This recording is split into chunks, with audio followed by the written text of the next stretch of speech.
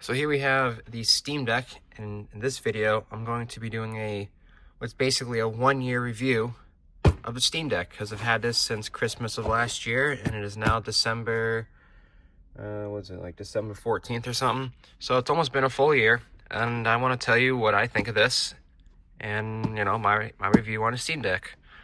So without further ado, let's get started. So let's start off with the case. As you can see, it comes with, all Steam Decks come with a carrying case, whether you get the 64 gig model or the OLED model for, like, you know, the 1 TB model or whatever. They all come with a carrying case, which is nice. If you take a look, as you can see, it's a bit dusty. I do use my Steam Deck a bit. I will say this, I do like it.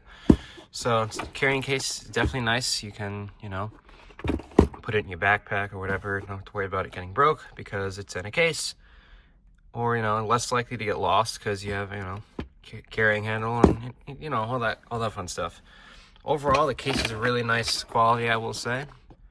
Yeah, obviously there's some wear marks here, all around there, but that's just from, you know, setting it down, sliding it like that a lot. I mean, you know, sliding it in and out of my bag, but that's kind of just prone to happen with any case, really. I mean, even phone cases get like that from going, you know, in your pocket, out of your pocket, all that. And moving on to the actual Steam Deck itself, this is the older LCD model. This is only the 64 gig model, but it's not a huge deal because, let's see, is it gonna want to focus? Probably not. There you go. Come down here, or not.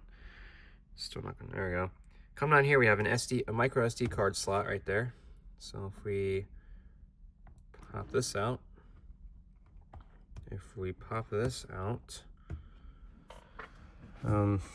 just a minute. So if we pop this out, that's what I was trying to get out. We have well, this does not come with the Steam Deck. You buy this, you know, you buy this on your own. This is a 512 gig Samsung micro SD card. It's perfectly fine for the games I play. If you play bigger games, you might want to invest in a higher end micro SD card that are faster and more storage, because 512 gigs really won't last you long, but for the 12 or so games I have on here, it's perfectly fine. Anyways, the internal storage is quite frankly useless. I mean, it's only 64 gigs. Hold on, let me put this back in real quick. As I was saying, if you get the 64 gig model, the internal storage is basically useless. Let's go ahead and turn it on. I can show you what I mean. Oh, most played game right here. If we go ahead and go to settings, and then we go ahead down to storage right there. As you can see, the internal drive, after formatting and whatnot, it's only 46 gigs. And if you look, I don't have a single game on the internal storage, but yet there's only 10 gigs free. So I wouldn't recommend going for the 64 gig model, honestly, just because of that. But the LCD screen, I mean, it's okay, I guess. So yeah, enough with the storage. Let's talk about the screen. Like I said, the screen it's all right. I mean, it's over 720. I think it's 800p if I remember correctly. I mean, it's fine for a handheld like this, but I mean, you have competitors like the ROG Ally and the Lenovo, I don't know what the hell it's called. Lenovo has their own version of a Steam Deck, but all I know is the screen is okay. If you're going to get a Steam Deck, I'd say go for the OLED model because the screen is better. You have smaller bezels. You have an OLED, say blacks are blacks, not gray. It looks better all around. So that's about it with the screen. I mean, it works. It's fine, I guess. Let's start off on the left side here. You have the D-pad, which is, well, a D-pad. I mean, it's fine. Nothing exciting about it. Joysticks are actually pretty good, I will say. You have a button there. This is like a haptic touchpad. I don't know if you can hear that, but it does have haptics in it, both sides. Now, in some games, this does mimic the D-pad. I'm pretty sure you can change that, but for example, BeamNG Drive, this touchpad mimics this D-pad, so keep that in mind. Steam button opens up a little menu here. You can, you know, do whatever you need to do there. Come around over here, kind of the same thing. You have another button there. You have your A, B, X, Y buttons right here. Another joystick, another haptic pad, touchpad. You can maybe hear that. The haptics are pretty good in this thing. I mean, it's not PlayStation 5 controller level, but for what it is, it's not bad. This is customizable, I believe. I think these both are, but most games this doesn't necessarily do anything in my experience, but you can set it to whatever you want, I think. You press this button, you get another menu here. You can control notifications, your friends, your settings, power, so you can, view performance overlays. You fucking serious? I touched the screen. You can use different game profiles. You can set FPS limits. You can do all this fun stuff, which is pretty cool, I will say. If you go down one more, you have soundtracks and then help. So that's about it for there. And then if we turn this over, turn this off. Turn it over, you have a back vent here. You also have 4 back buttons, 2 here and 2 here. These are again fully customizable to whatever you want, which is pretty nice. You have a trigger here, bumper there, power button, USB-C, which is limited to 45 watts, which is fine, I guess, but it's kind of sad at the same time, because if you're playing a game while charging, it takes forever to charge. You have a headphone jack, which is nice to see. Volume buttons, same thing here, bumper and the trigger. These are pretty good triggers, I will say.